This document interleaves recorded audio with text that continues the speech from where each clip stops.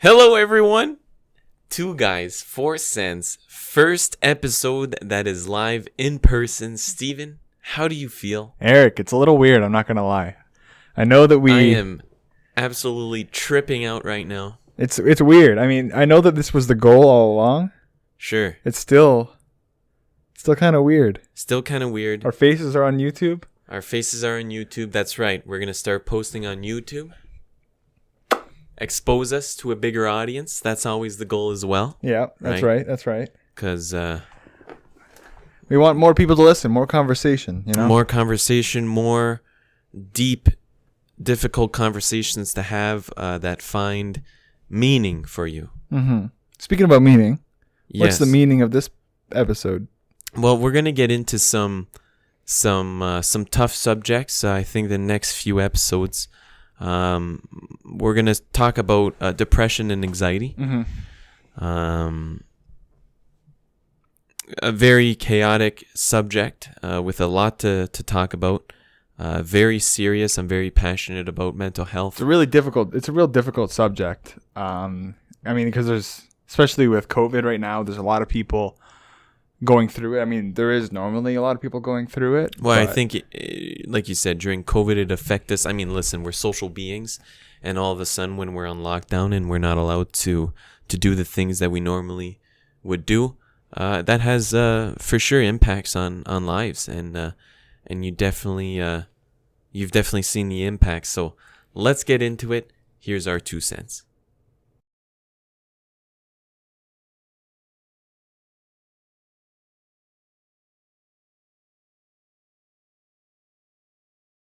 Okay, so Steven, the first thing I wanted to talk about regarding depression is just how dangerous it can be and how it affects us, how it can affect us universally, right? Yeah. That's the thing with depression is it doesn't really matter who you are. You know, you can have your life completely together. Yeah. Or so you think, right? You can have a job that you like. You can have a significant other. You can have positive relationships with friends, peers, colleagues, right? Mm-hmm. Mm-hmm. You can be financially stable, but depression can still hit, and it can hit with the certainty of truth, you know? Yeah. So it's that's when you're stuck in it. It's, you believe, like you said, the certainty of truth. You believe anything that happens from it, and anything that it throws at you, and there's no other truth. No, that's all it is. That's all it you is. see. Absolutely. And there's a lot of comparisons with like drowning and like seeing the exit but not being able to reach it, and you're just drowning, right? And that's very powerful imagery. Yeah. So what I was going to jump into is, because it is so dangerous. I mean, listen, with depression, there's a higher risk of death. Yeah. You know? Oh, yeah. Of fatal, awful consequences. Mm-hmm. Mm-hmm. Which brings me to my first point, which I want to be clear. First of all, the way I've established my information about depression and how to maybe improve a situation comes a lot from Jordan Peterson and his lectures on this very subject. Yeah. And I also studied in psychology as well, and I very much would like to continue eventually. So it's always something that's intrigued me a lot. Yeah. And the first thing that I wanted to brush on is as Jordan Peterson said, is do not underestimate the power of medical intervention when it comes to dealing with depression. And there's a lot. I mean, listen, I don't really understand why people would underestimate the medical intervention. Well, I understand the reasons, but I don't understand why. Because depression can be so deeply rooted. And again, it doesn't matter who you are. Depression does not discriminate. No. Yeah. if it affects you, it affects you, and it hits you hard. Mm-hmm. So, listen, there's many reasons why perhaps you won't want to try medical intervention. I mean, listen, it could be because you're too prideful, let's say. Yeah. You know, your pride's getting in the way. Which is a shame because... Well, it's one of the 7 sins. Yeah, pride, yeah. And a lot of people don't... I guess... I shouldn't say a lot of people. I guess some people don't understand, like, you know, the meaning of the 7 sins. But for example, that would be one. Mm-hmm. Is how pride can really destroy you. Mm-hmm. Dude, we're talking about depression, and your pride is stopping you from trying to find a solution that could probably help. And then maybe the worst happens and you die. Yeah. That's huge. Mm-hmm. 7 Especially sins, something being that strong, right? It's like you said, underestimated. And it's a shame that it's so easy. I guess, I mean, you can say it's so easy to let pride take over, but it's not. Easy is not the right word. It just happens. Yeah. Well, that's the thing is feelings are very powerful, and that's why it is crucially important to be able to identify your emotions. Mm-hmm. And not only that, but to be able to handle your emotions depending on which one it is. So let's say, you know, you're angry. Well, you should know how to get yourself to calm down without flipping a table. Yeah. Or, you know, losing control. Yeah. You know, so being able to identify how you're feeling. And understanding how you're feeling too, right? It goes in the same thing. Right. Being able to identify what emotions you are feeling and how to deal with those emotions. And it's not like you don't always need to know how to deal with them, or I guess it's more how to start dealing with those emotions. Well, that's a start, right? For sure. But I think the end goal would be able to manage your emotions. Yeah, but you know what I mean. Like, but you got to start somewhere. Yeah, when you say figuring out how to deal with something, it's really easy to say. Like, you got to figure out how to deal with that, but that's really hard. Oh, yeah, and figuring out how to try to start to deal with something is like, I don't know if we brushed over this. I think in a podcast, there's been 8 now, but it's figuring out. What was I gonna say? I'm not sure. It's getting on that first step, right? And so if you break things down, that we talked about in the future, like taking that first step. Yeah, it's just scariest step. Yeah, exactly. And then every step after that, even though they're still hard, but they're easier than much easier than the first one. That's right. For sure. And that's why it's more important to figure out. There's a lot of resources out there, and the first step is, I know firsthand, it's a difficult one. But like you were saying, it's pride taking over, and getting in the way of helping you figure that stuff out, because unfortunately it's I would like to say taboo in society to not so much deal with mental disorders like depression or whatever, but it's taboo to take something for it, which doesn't make sense. Yeah, I would agree. And also take something for it as in like medicines. Yeah, medical intervention for sure. Antidepressants. And another thing is, I mean, naturally that step is not going to be easy, and naturally being able to manage your emotions won't be easy. We are complex beings, man. Mm-hmm. Yeah. You know what I mean? Like millions of hundreds of millions of years of evolution. Exactly. And I'm not saying this with lightheartedly, you know, it's anything that I think we'll say in this podcast is won't be easy to do. No. But the point is it doesn't matter who you are, depression will hit you hard if it's, you know. It doesn't care. No, it doesn't care. And again, we're complex beings, and we need to be able to learn about ourselves and to understand ourselves, because if we don't, then we can spiral out of control very easily. Mm-hmm. And listen, and because we're so complex, it's going to be evidently very hard to understand ourselves and to learn about ourselves. Yeah.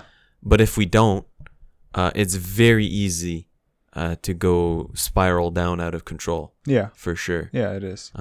Which would be why it's so important, and it shouldn't be put off to the side.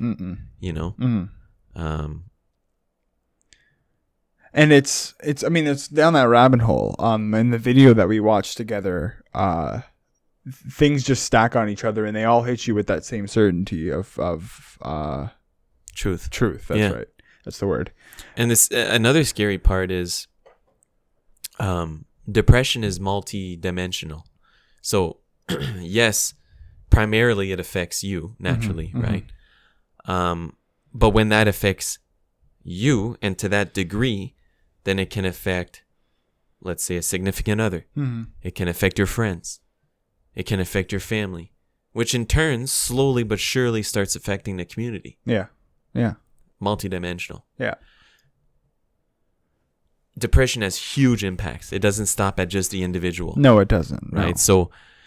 So again, in the video that we were watching, one of the strong points he was making, like, if something has the potential to work, why not try it? That's the thing. Right? Yeah. And like he said, in a month, you'll know if it works or not. Okay. And after that, you can potentially take other measures. Yeah. Right? Or if it works, keep doing what works. And if it works, it works. And you shouldn't be ashamed that you need medical intervention for depression. I just don't. Again, I know that's pride, but that's a dangerous route to go down, for sure. It's not going to improve the situation. You don't need external factors to help you, right? And it's not a sign of weakness, first of all. No, it's not. But the thing, there is a point in saying that I'm sure that medicine won't help everybody, right? No, and that's not what he's saying at all. No, but try it. But I'm just clarifying that it's not. Oh, it's not going to work for everyone. Absolutely not. But there's so many measures out there that can help and can help you figure out what the source of it is and dealing with it, right? For sure. Seeking professional help. Yeah, seeking professional help. If you go on and you, like, with any other problem, like, because it's the one thing that I have a difficulty understanding, like, why pride attacks mental health and not so much physical, because taking medicine is normal for physical health. But that could also, I just thought I add something on there? Yeah, go ahead. So I know, like you said, pride affects your cognitive, your mental health, but not your physical, right? But eventually, when you're at a point where you're so mentally unhealthy, you will start to see physical symptoms as well. You will. And yeah, it's like when I was talking like that, I was thinking maybe with physical symptoms, physical illnesses, a lot of the time it's only medicine that can help you, right? But with mental health, it's not. So that could be a player in that, right? I'm just like thinking out loud. And absolutely. And he touched a little bit on it in one of his lectures. It was like, listen, if let's say you have diabetes, what, are you not going to take your insulin? Yeah. Why can't we say the same about depression? And it's the same, it's the same thing, right? If you don't take your insulin, it's a killer. It'll kill you. Right. And it's the same thing with depression. If you don't get help, eventually, unfortunately, things can go wrong. Really, really wrong. And he says it very truthfully and harshly, but nobody can help you if you're dead. Right? Yeah. And man, again, if it has the potential to help, why not try it?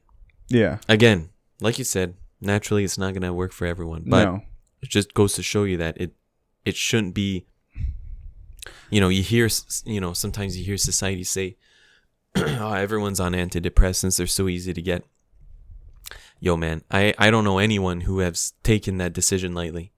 No, absolutely not. I know, firsthand, it wouldn't be a light decision for me at all. No, it takes serious consideration. And I'd say the majority of people take serious consideration before starting to take antidepressants. Yeah. Okay, so for example, I'm just going to talk about, like, I suppose, dangerous ways of thinking. Okay, that open the door to. They open endless portals. I'm talking like Avengers Endgame.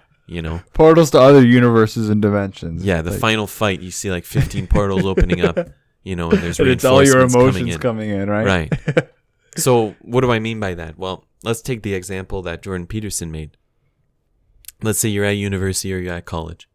Okay, you have an exam. You don't do too well on your exam. Okay, so how are you going to take that news? So, for example, someone who will dig themselves into a hole and spiral down will think this way. Okay, I didn't do good on a test. What the hell am I doing in university? Yeah. It's like, that's probably not the first thought you should have when you realize that you've gotten a bad grade. Yeah.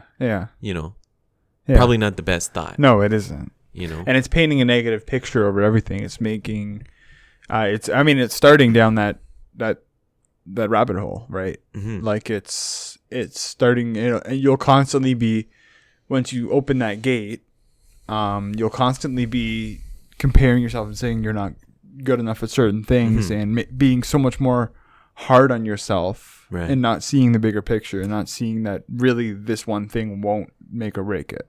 Right. And for example, like, that sort of reaction is very emotional. Yeah, it is. And I would say you need to regulate your emotions if you open that door the way you did. Yeah, because what that does is, again, it opens a bunch of doors to a bunch of other negative thoughts that can send you spiraling down real quick. Yeah. If you're going to let that ruin either your day, your week, or your month, or what, it could even be longer than that.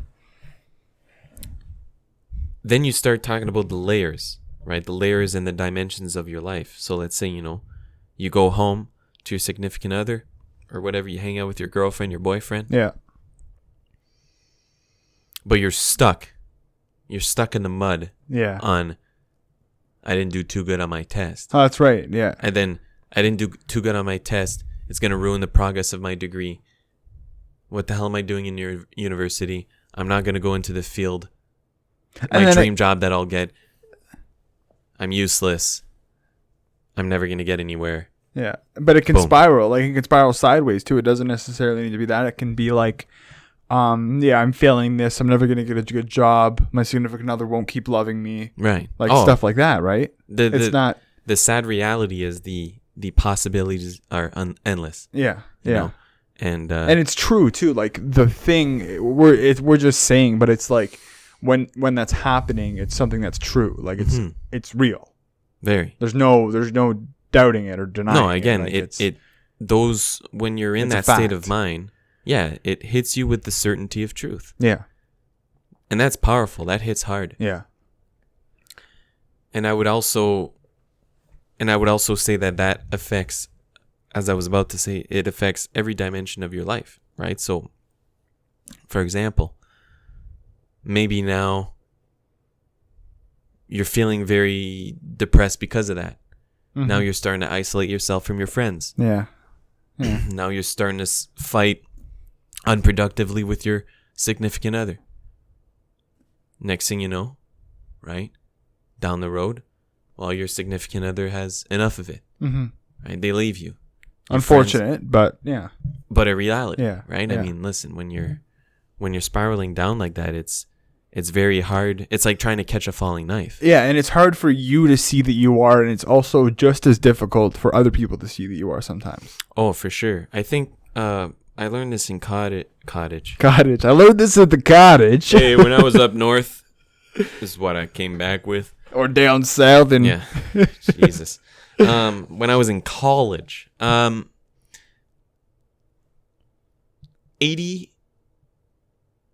let me get this right. Okay, 80% of people that commit suicide will have shown a sign to someone at some time. Really? And 20%. And 20%, nobody would have ever known a thing. See, that's scary on both ends because, I mean, so I'm going to go on a bit of a tangent, but there's, in both sense, as in the 80% of the time they show a sign, the signs are always like, are they necessarily super visible? Is the person open to seeing those signs, right? Like there's a lot of factors there. Again, yeah, which is good that you're doing that. You're digging into the statistics, which is what you should be doing for sure. I don't know the whole backstory of this statistics, so I'm not sure if like the quote, like what exactly a sign is. Like what is a sign? Yeah. Right. Yeah. Is it like because a sign, like there's signs outside. Tell me where to go on the street. Right. Well, I mean, listen, it can be either a physical sign, Yeah. like let's say drastic weight change, or could be a sign. Yeah, or physically like removing yourself from things that you other time isolating yourself. Yeah, isolating yourself. That's right. know. And it could be mental too. Like it could be verbally downing yourself, right? Right. But so yeah, that's with that 80% of the signs. But so with the 20% too, that's a little scary. That, I mean, the number isn't super high, but 20%. Still high. It's still pretty high, given multiply that by millions of people. Billions, yeah. Billions. And so they don't show any sign, like nothing. That's scary. For sure. And I think like you hear a lot sometimes where it's like after the fact, people will start reflecting and they'll be hard on themselves where it's like, oh yeah, like I should have seen that. Or maybe sometimes people realize the signs afterwards. Yeah. But it's like in the moment you could have never really. No, that's the thing. Right. So tough to talk about, but it is. And I mean this podcast, it's a real difficult subject.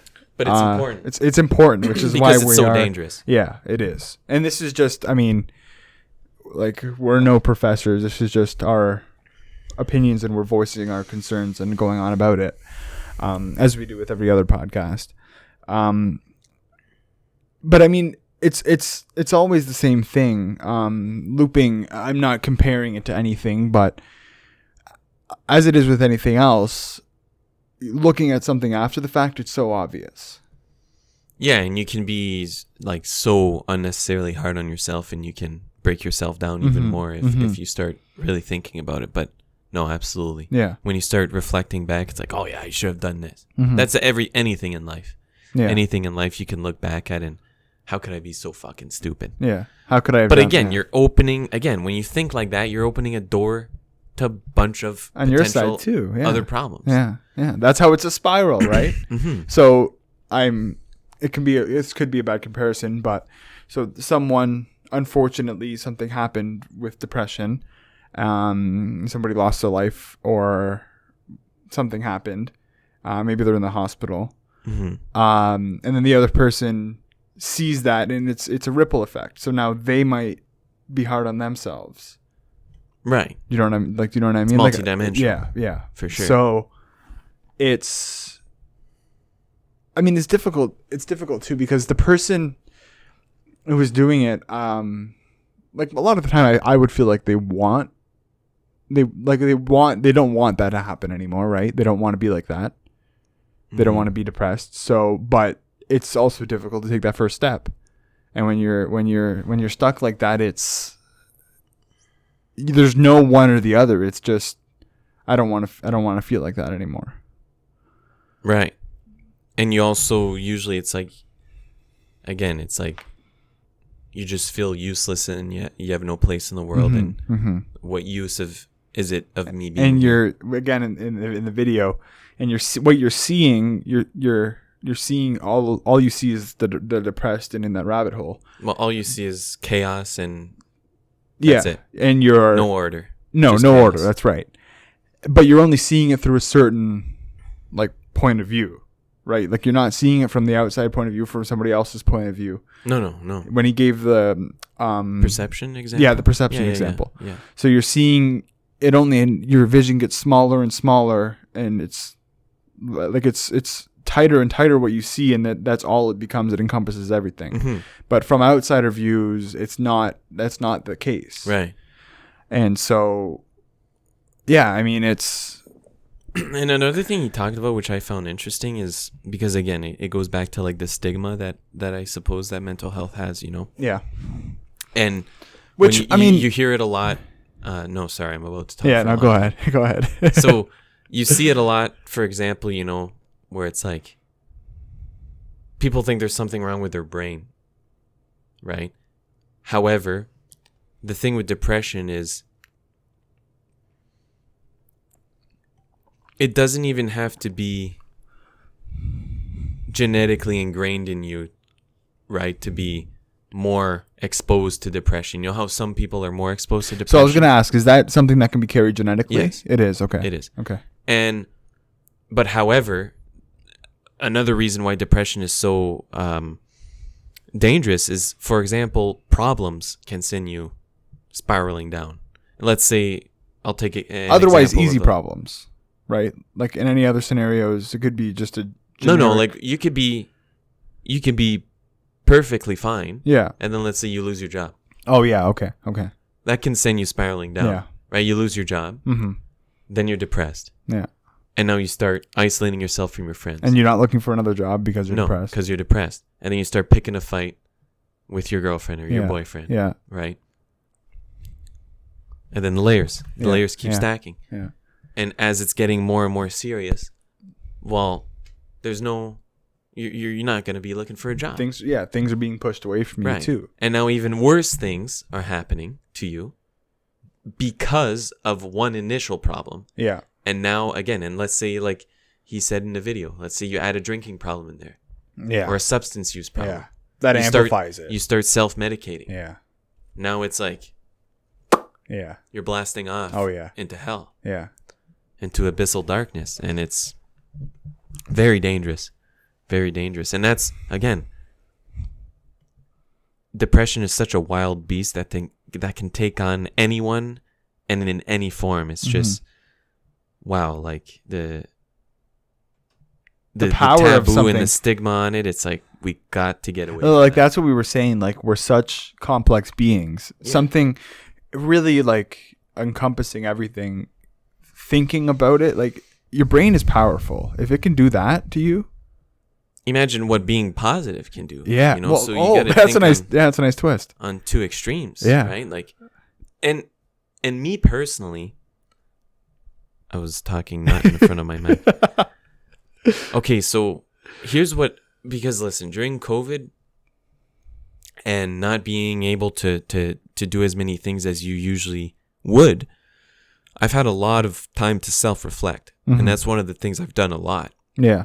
Is self-reflect and to learn about myself and to learn how my emotions are, how I need to communicate that to others. Yeah.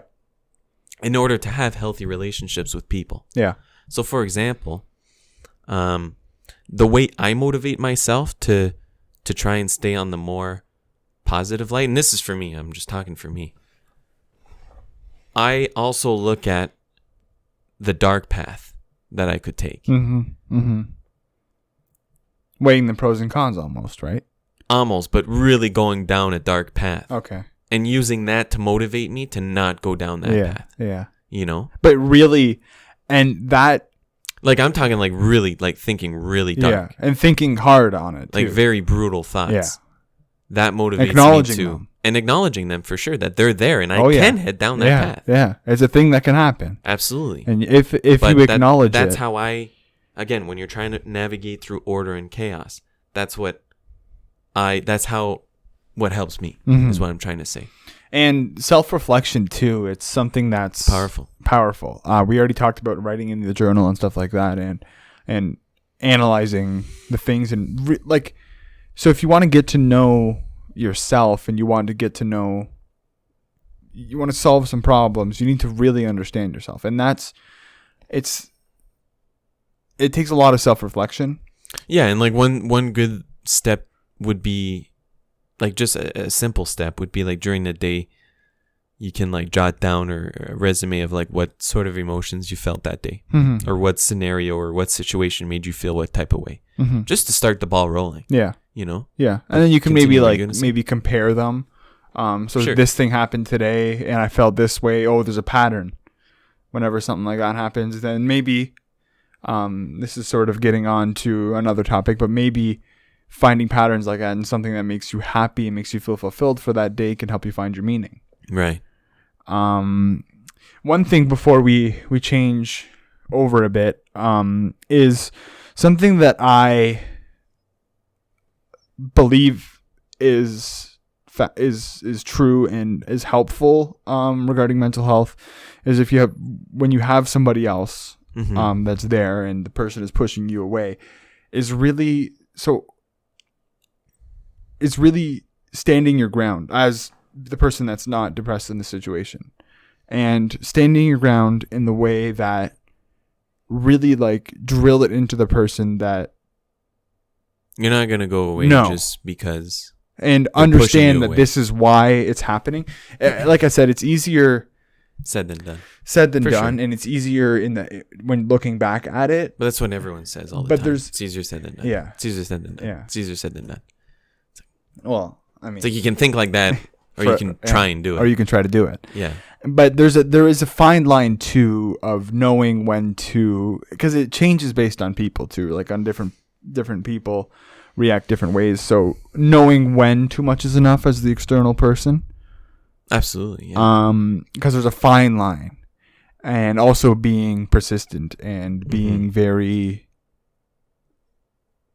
standing your ground and saying, I'm not going anywhere. Like, this is something that we're dealing with. And I'm on, like, listening, hearing somebody, like being somebody that's going through something with mental health, like somebody that is going through something with mental health. I feel like if they heard, no, I'm here, like, with you, we're going through this together. Like, it's not just like we're doing this together. That's powerful. It is powerful, right? For sure, because usually you're in the state of lone wolf. You know, you don't you normally don't think that anyone will try and take that extra step to reach you and to meet you halfway or whatever. No, that's right. And really, and vocalizing those things, because a lot of people can think that. You can think that about someone, but they don't vocalize it. Mm-hmm. Right? Because you can be like, no, I actually truly do care about that person. And I would do anything for them. Yeah, but then actually, are you actually saying that to that person? Yeah. You know? So then what's it's I know I've been me trying to do more like check-ins with friends and stuff. And it's hard. It's really difficult. Yeah. It's something, but it's something you need to. It's like a routine you need to do. It's something you need to ingrain in yourself and swallow your pride and do it. It's like, for example, like if you're a really disagreeable person, it's proven that if you go out and do nice things for people, that your depression will tend to lift. Yeah. Yeah. I believe that. Let's say you're on one end of the spectrum, you do, and the same force thing can yourself be said, too. Right? Oh yeah, you'll need to force yourself for sure. Yeah. And the same thing can be said. Let's say you're very agreeable. Well, learn how to say no. Yeah. Learn how to stand your ground. And it's the same thing on both sides. For sure. Because if you're just, if you're a yes man and you're getting pushed around, you're getting burnt out because you're saying yes to everything, and it's not healthy. No. And when did it become where it's like doing things for yourself is like selfish? Like, when the hell did that become a thing? No, that's right. It's like doing things for yourself is actually, that's what you probably should do at first. You should be able to find solitude within yourself. First. Before reaching other people and trying to. Yeah. That's one thing I realized. Like, I have to find happiness with myself and solitude with myself before I can just go out and let's say like get into a relationship. That's what I was going to say. It's the same thing with relationships, right? You're not doing the other person justice if you're not absolutely fully there. Exactly. If your mental capacity can't hold that, because that's another, like, it's taxing relationships, right? But and adding that on top of something else you're going through currently, you need to really know that you're not, there's selfishness or being there for yourself. Yeah, absolutely. Don't get those two mixed up. No. Right. Yeah. I don't know if you've ever seen the movie Good Will Hunting. No, So I don't watch a lot of movies. when I was talking, it's a good movie. When I was talking about the like being someone that really drives it into the person that you're there, and like I like my mind first when I talk about that. My mind goes to being aggressive, but it's not aggressive. It's stern. Firm. I can't. Stern, firm. I'm just adding to the. Stern's a word. Just okay. Just adding. Yeah. Firm being. Not correcting. Being. And just belligerent on it. And so that happened in the movie. There was it's about a guy that is just like dirt poor and he's a janitor, but he's extremely smart. Right. And he solves. I don't want to give the whole thing away, but I'll go ahead. He solves hard problems, math problems, and the professor gets a liking to him, but he has a lot of social issues, like with mental health and stuff like that because of the way he was raised. Social competence. And Robin Williams is in it too. And he's the social worker, sort of, and he's like an English teacher that's like a social worker. And I know that movie. And one of the main parts of the movie which stood out to me was he's literally like they're standing face to face, and it's the moment he breaks, and I started like crying when I was listening to it, watching it too. And he just like he says, I can't think of what exactly he was saying, but it's not your fault, right? And he just kept going, like with like a tone that like a reassuring tone, but not aggressive, but you know what I mean, right? Yeah. And it's just like, it's not your fault, and just kept staring in the face, and the kid broke down. I want to add to that as well, and that's a very, very important that he wasn't elaborating much more on. It's not your fault, and he was just repeating the same thing. Why is that important? Is because when you're in a heightened state of emotion, you only retain about 7% of what the other person is saying. Okay. Which is very powerful. Yeah. That makes sense. And that I use that in my job. That's always in the back of my head. Yeah. In my everyday. Because, again, when you're in that heightened state of emotion, you're out of control. Whether it's out of anger, out of sadness, it doesn't matter. No. You're in the heightened state.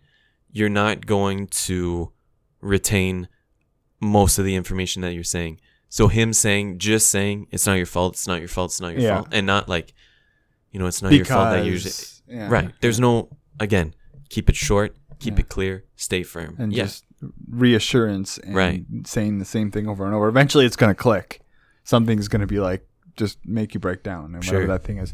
It's super interesting. I mean, little things like that I find so interesting. Just with the whole study and stuff like that. But it's really interesting. You might want to watch it, and anybody who's listening, if you haven't seen it, definitely watch it. I'm definitely gonna have to. It's a really good movie. Yeah, I'm gonna have to check out some Netflix soon for sure. It's probably not on there, but no, it is. Perfect. Yeah, it is. There you go. All right, so I think one of the last things we'll brush on because we're gonna have probably 2 or 3 episodes easily about the subject of depression and anxiety. Yeah, I mean, this whole thing has been a lot about depression, but not other mental illnesses and like anxiety and stuff like that. Yeah, so we're gonna continue on these episodes, and we're gonna keep talking about various things. But I think the last thing that we wanted to brush over is, for example, in an argument, let's say it's with your significant other, your boyfriend or your girlfriend, is how important it is not to go after the character, but to go after the behavior. Yeah. Right? Yeah. So, for example, because not only do you want to effectively listen, because when you usually effectively listen, you're going to understand what they're trying to tell you. If they're communicating well. Yeah. So I would say the core is open communication and effective listening. Yeah. If you have those two, great things are going to come out of it. So let's say, we're in a relationship. We're trying to discuss, or let's say, I'm like, you always do this. You're never going to change. Forget about it. Yeah. You're not going to get anywhere with that. No. First of all. No. You can't get a conversation out of that. No. You're not going to have... That's like closing the conversation, right? Yeah. It's like it's done. The only invite that you're giving to that person is an invite to a fight. Yeah. How the hell else are you supposed to respond to that? Mm-hmm. No, there is nothing. So you go after the behavior. So, for example, let's say you're in a long distance relationship and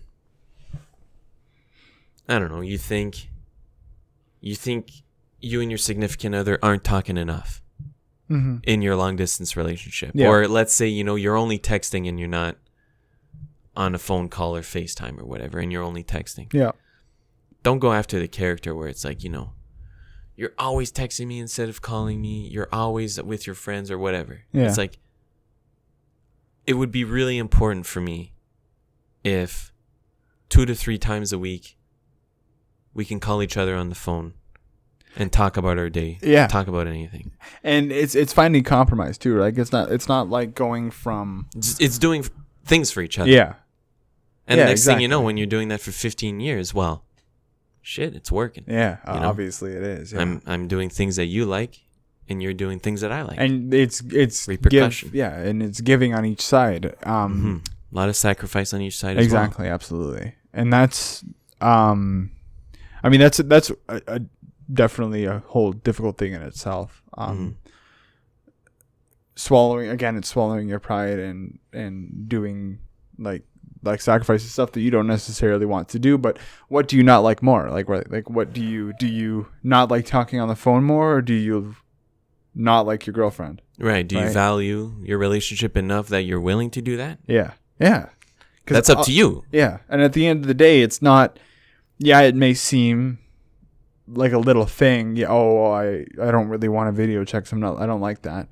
Well, I mean, but if that's worse. Right. And if that person is sending a clear message to you that it's important to them, and you're still not doing that, Well, then it might be a not be deeper issue. Right. Like it might be something that you truly don't feel the same way that they do. Right. Well, I mean, but that's the thing, right? I mean, it might be small for that person, but for the other person, it's a big deal. Yeah. So yeah, it can have tremendous impacts positively or the other route. So when you said, like at the beginning of that little part there, don't go after the character of the person, go after the behavior. And it's important, I think, that it's to realize that it's not the same thing. Right? Like the character of someone is not how they behave all the time. No. Because you can behave erratically if you're going through issues, if you're going through depression, but it's not who you are. Right. Right. And it's important to find the difference there, and really understanding, because the character of someone is genuinely who they are. Right. But the behavior can be partially who they are. Mm-hmm. So knowing someone's character and knowing when the behavior's off, you can, a lot of the time, I think, figure out that something's wrong, something's not right. Off. Yeah, something's off. Mm-hmm. Because I mean, generally they should be aligned, right? Your behavior should be your character, unless something happens or you're that throws you off balance. Yeah, for sure. that throws you off balance. Yeah. And if you're not in the middle between chaos and order, then it throws you off, and that'll make it worse too. If something's off, the person that's not like that's dealing with it knows that that's not how they are. Right. Like that, but right? That's hard to put into words. It is. When you know that's not who you are. It's hard to put into words and to explain it to someone else. It's in the meantime, saying stuff like when the person's acting out of their character, they mean it's true. They mean what they're saying and how they're acting, but they really don't, because that's not what they value. Right. And one thing I personally I've been working on to establish open communication for myself. For example, if somebody shoots me a text and says, "Hey, like, I got to talk to you. I got to get things off my chest. Or I need advice, or I need to rant. I'm going to make sure it's like, are you asking me for advice, or are you just wanting to rant? Yeah. Because I'll let you rant, and then that'll be it. Yeah. But at the end, if you want my unbiased, honest opinion, then tell me, because then I'll give tell it me to you want it. Right. So I'll like propose that, and then they decide. I think that I should start adopting that, because I find a lot of the time giving my opinion on something that someone that isn't asking for that, they just want to rant, and I have a hard time distinguishing it. Well, it's impossible. And yeah, like sometimes someone truly wants to just rant. Yeah. You know? Truly, that's just they want to do. They don't, like, sometimes for me personally, like sometimes I've already either settled the situation, or I know what I have to do, and I just want to rant. Yeah. Right. Yeah. And then get things off your chest. Right. And then somebody will start giving advice or whatever, and then it's gonna be, okay, well, I didn't ask for it. No, yeah. I don't know what you're trying to do. Yeah. Like, I know what I'm doing. I just need to get this off my chest. Yeah. So I feel like, again, it's open communication. And because how is the other person gonna know if you're trying to rant or you need advice? Yeah. They don't. No. So it's like, and then you're gonna get angry at them for giving their opinion, but it wasn't established in the beginning. So it's like open communication. The difficult thing, yeah, that's right. And the difficult thing with friends too. Yeah, with friends and anyone, yeah, absolutely. Any relationship, yeah. It's also knowing that not everyone all the time can be the one being ranted to. Absolutely. Because it's draining too. Of course. Like just listening to someone rant. The other person doesn't know that it's draining too. Yeah. Right? So again, open communication, be firm, be honest. Yeah. Hey, I'm not ready to have this conversation right now. Or I've had a draining day. Yeah. I'm not ready. I'm tired. I'm burnt. I can't hear this right now. Can we please postpone this? Yeah. Can I give you a rain check? Let's do it tomorrow. Or over coffee. Or to someone else too. Like it could be, I'm not the right person to be. Or yeah, or if it's right now. Yeah, exactly, absolutely. Absolutely. And I know that sometimes it's understanding on both sides, because I know sometimes when someone is ranting, it's not having someone to rant to can be frustrating. So the person can start getting upset if they don't want to. They're not able to rant to the person, right, or to anyone. So yeah, I mean, it's been. So, like we said, it'll be the next couple of podcasts, I think, will be... Yeah, so I think we're gonna get into meaning. We're going to dig into meaning. We're going to dig into having a routine. We're going to dig into how important it is to try and limit, your time on social media. We're also going to talk about how unbearable chaos truly is. Yeah. Yeah. And how dangerous it truly is. Yeah. So again, these are tough subjects, but I'm really excited to talk about it and to make it a norm, to be able to talk about it very openly. Like you said, it's something that's super important. And it's not like it's difficult to talk about, but it needs to be talking Absolutely, about. Because it has brutal, awful, fatal consequences. Yeah. And like in my eyes, that absolutely should not be a stigma, shouldn't be a taboo. That's beyond me, and it should be talked about, and that's how we're gonna strive for better change. And for sure, changes happen with a conversation. We're not saying that we're changing everything, but starting conversation. And if that's what you get out of our message, then you probably need to fuck off. Whoa! No, really. Yeah. You know what I mean? Yeah, it's and I mean the ultimate goal is just to start the conversation, make people realize stuff within themselves. Maybe, it's just going on about different things, and maybe somebody will be like, "Hey, you know what? Maybe I can use that," because, like I told you, this podcast, there's one or two things that you said that I can use. So, likewise, yeah. Yeah, so it's just, and me too. Like I've been I've been trying a bunch of different things again, like during this whole COVID thing, and it's really it's opened my eyes to a lot of interesting things, and just goes to show you how truly complex we are, and again, how powerful we are. If we're able to send ourselves into abyssal spirals like that, well, imagine what we can do on the other end, right? Yeah. So I really like when you said that, because it is on both sides too. We will, absolutely, because there's powerful on both sides. There's not just one side that's powerful. So, okay. Thank you so much for watching from YouTube. We're excited to keep bringing it to all of you. Listen, this was episode 1 live in person. Episode 1 live, episode 8 total. Episode 8 total, exactly, precisely. So, thank you so much for tuning in. Anybody listening to the podcast, our YouTube is just 2 guys 4 cents. If you want to watch it. Yeah, absolutely. Just thought we'd say that. And feel free, again, the message doesn't change. The conversation is not exclusive to the podcast. Let it continue. Or the video. Or the video. Whatever you're watching. Regardless, it is a podcast. So, reach out to us in the DMs, Instagram, Twitter, whatever it is. Let's keep the conversation going. Reach out to us. That's perfectly fine. We'll be ready for a conversation. So, in the comments, whatever it is. Wherever it is. So, thank you very much, everyone. And have a good day. Ciao, ciao. And until next time. Take care.